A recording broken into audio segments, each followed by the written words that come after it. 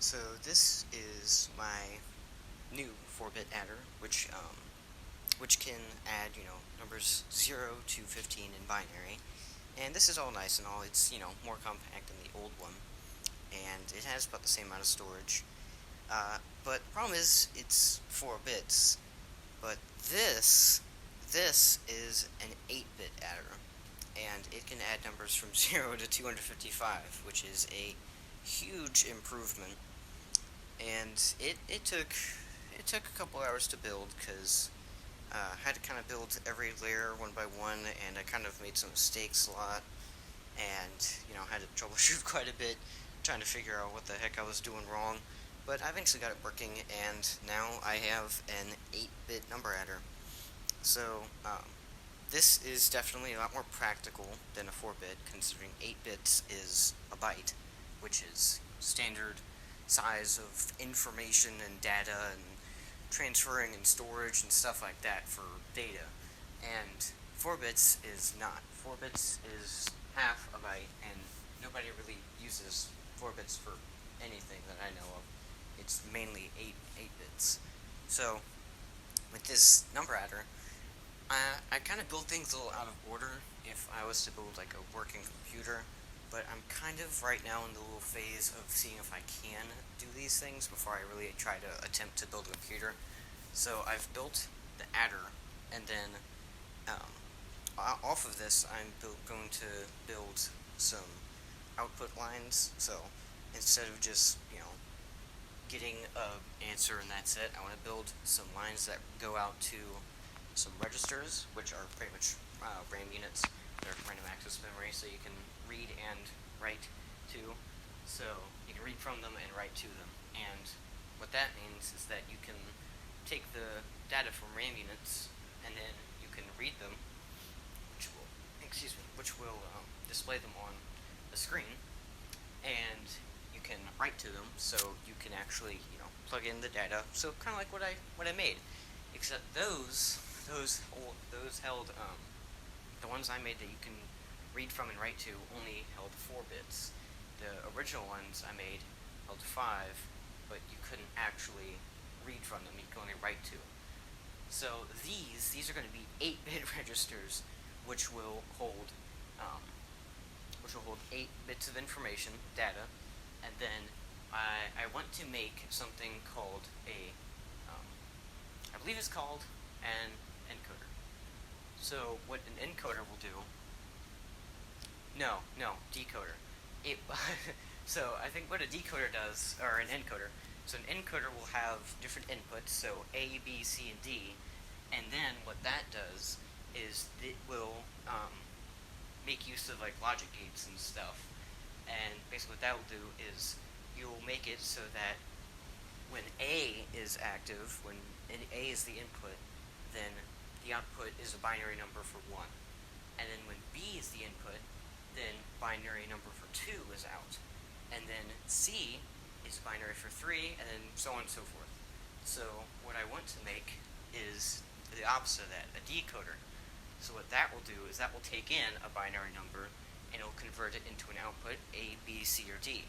And what I want to do is, it's going to be a little complicated, but I want to make a decoder that I can put a binary number in from 1 to 4, or I can expand it later on, but mainly it's starting out from 1 to 4, and what that will do is I want that to send out a signal, so 1 will be register 1, if it's putting out 2, then it will be register 2, 3 is 3, and then 4 is 4.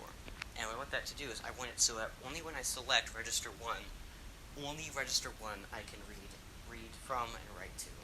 And only if I select register 2, only that can be read from and written to.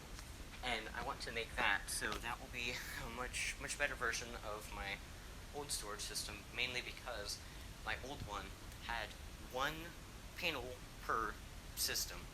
So I had a set function and a reset function for data, and then I had a send to input function, which is kind of like the read function.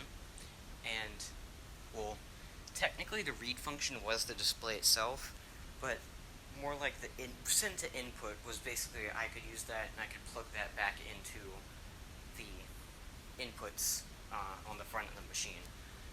So what I want to do is I want to make 4 registers just to start out with that decoder, so that I can pick one at a time and only that one can get modified. So it will probably make use of repeater locks. So it will probably be something like repeater locks are on the line from output to the register. So like say I had the output from the main adder to register A, or register 1, and then I'll have repeater locks on those. And basically what will happen is I'll have those repeater locks being powered by a redstone torch. And only when the register A is selected, then those blocks with the torches will be powered, which means that those torches will turn off, which means that the lock is off, which means that I can modify the data. And then from there, I can switch to register C. And then I'll have that same system set up. So I only need one panel to set and reset data. The problem with that is that it takes up a lot of room, which is why I have so much space right here in between these output lines and the adder itself, is because the lines, they're really hard to snake around. And wow, I got a lot of lag there from that machine.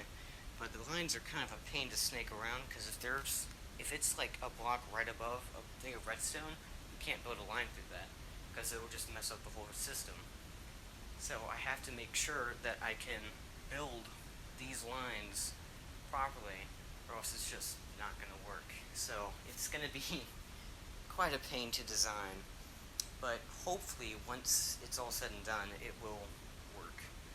But this is going to be quite a project, and it's kind of fun having to design these, but sometimes it's just headache-inducing, and I want to give up, but I need to just suck it up and just keep going, because, if I just give up on a project, without finishing it after I've put so much effort into it, I just feel kind of empty. I feel kind of like, wow, I just wasted all my time on that project. So I really want to just keep going, keep marching one foot in front of the other on this project, no matter how many headaches I get. So, yeah, thank you for watching this video. This is just a little video showing off so far what I've gotten on my 8-bit adder. So, I will see you all in the next video. Thank you for watching. Goodbye.